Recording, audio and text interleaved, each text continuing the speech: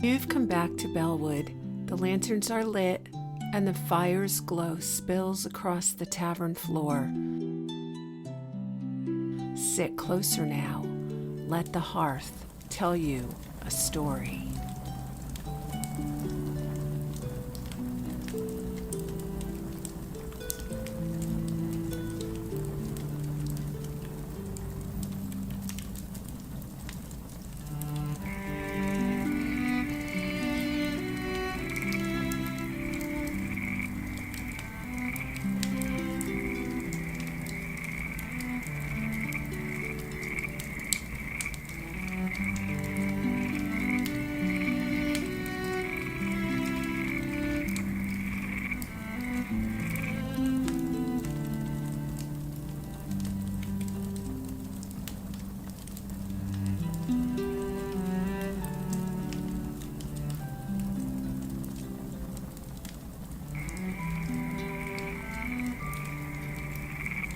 There's a corner of Bellewood where the air smells of thyme and rosemary, where rose bushes climb crooked trellises, and where a wooden gate creaks open to a place few remember.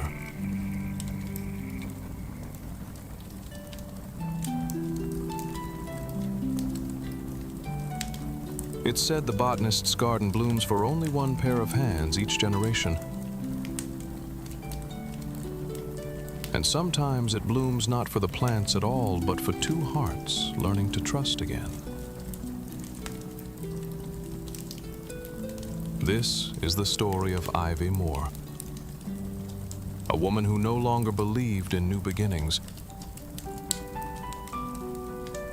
and Elias Ford, the man who proved her wrong.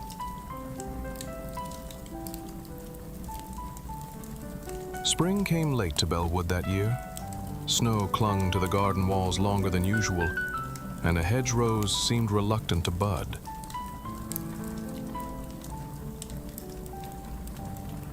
Ivy Moore had arrived in the village just as the last frost melted, carrying nothing but a leather satchel filled with journals and seeds.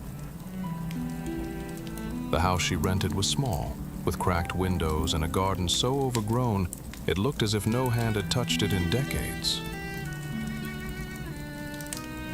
Perfect, she muttered to herself. It'll match me.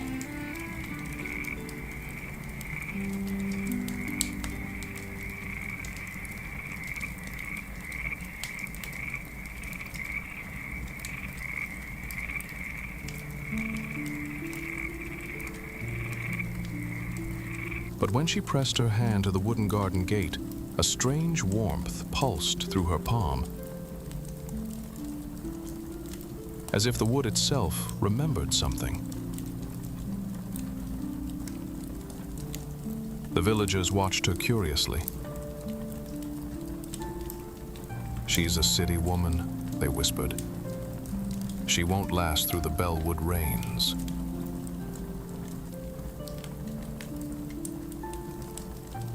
But Ivy worked each day from dawn to dusk, clearing ivy, coaxing roots, and pressing soil beneath her fingernails. One afternoon, as she struggled with a stubborn trellis vine, a voice called over the fence, "You'll tear your hands to ribbons that way."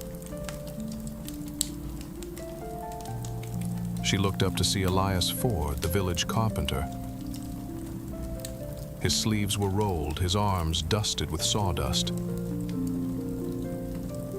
"You're welcome to try it yourself," she said coolly. "Not my gift," he replied with a faint smile. "But I can mend the gate before it falls off its hinges."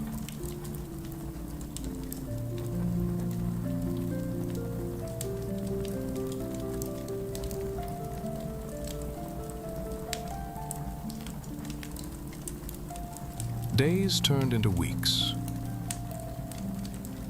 Elias returned with his tools, repairing the fence, sanding the garden bench, replacing the broken trellis. "You're stubborn," he said as she pruned a rose bush to bare stems. "And you're nosy," she replied. But each evening they sat together on the bench, hands warm from work, silence stretching between them like a vine finding its way.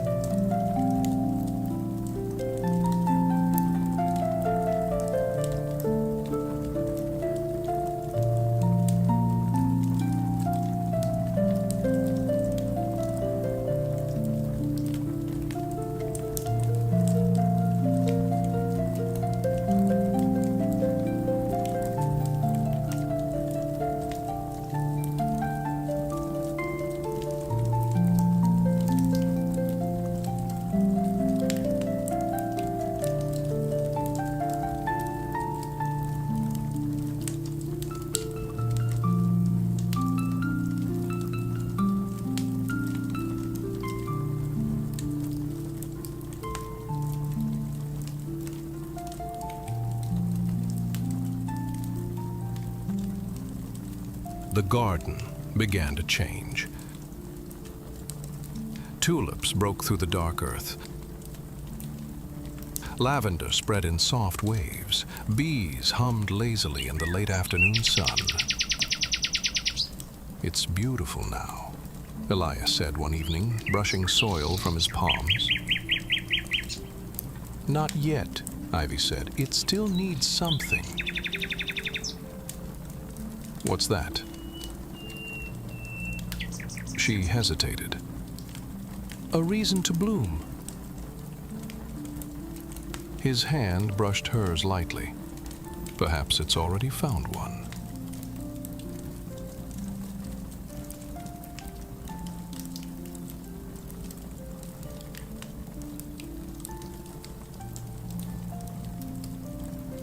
As the first roses opened, Ivy realized the warmth she'd felt in the gate that first day was here, too. In her chest, steady as a heartbeat.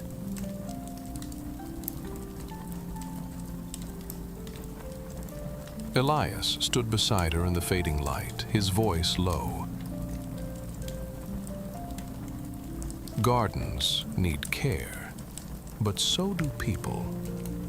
He reached carefully for her cheek, his thumb grazing her lips.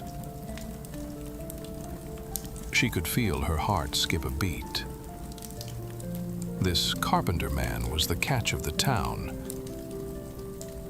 But was she ready to commit to a future with him, and to a future in Bellewood?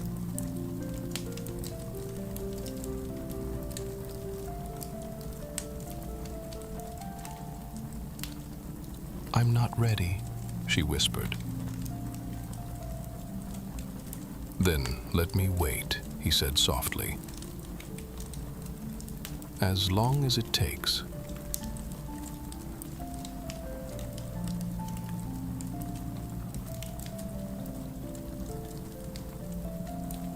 Until the trees started to shed their leaves and the ground thickened with heavy frost, Elias stayed by her side.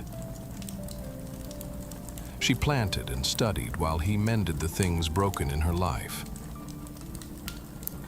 including her heart. They say the botanist's garden blooms more brightly than ever now. Its trellises heavy with roses, its air thick with rosemary and thyme. And on warm evenings, two figures can be seen tending it side by side. Proof that even the wildest gardens can be tamed.